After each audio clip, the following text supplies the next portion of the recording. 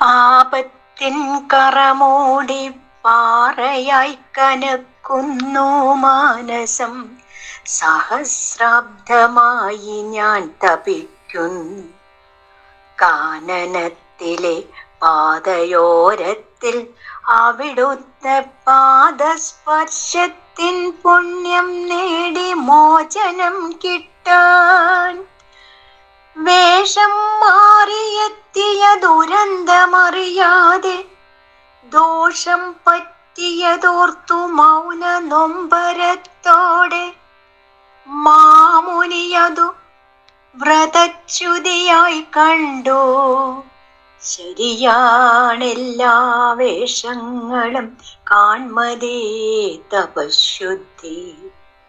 പിഴ പറ്റിപ്പോയി സത്യമറിയാതാണെന്നുള്ള കിഴിവെങ്കിലുമില്ലാതെ ഉഗ്രശാപവും പേറിക്കഴിയുമ്പോൾ എന്നുള്ളം ഭീതിയാൽ വിങ്ങിപ്പൊട്ടി കരയും നിശബ്ദത കാടിനെ നടുക്കുന്നു.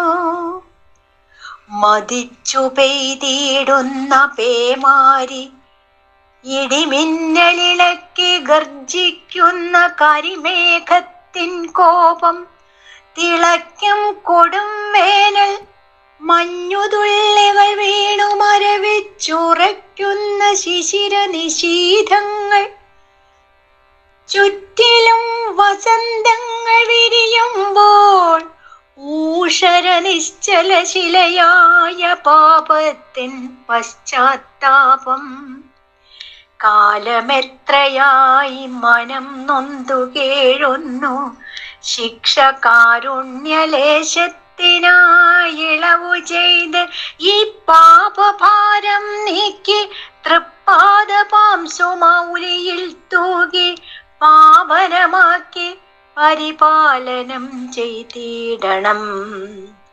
അതുല്യവാത്സല്യത്തിൻ പാദസ്പർശത്തിനായി ഞാൻ അഹല്യയായി ധ്യാനം ചെയ്തുകൊണ്ടിരിക്കുന്നു.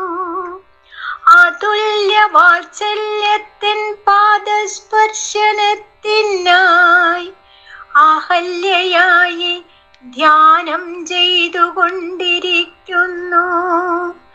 അതുല്യവാത്സല്യത്തിൻ പാദസ്പർശനത്തിനായി ഞാൻ അഹല്യയായി ധ്യാനം ചെയ്തുകൊണ്ടിരിക്കുന്നു.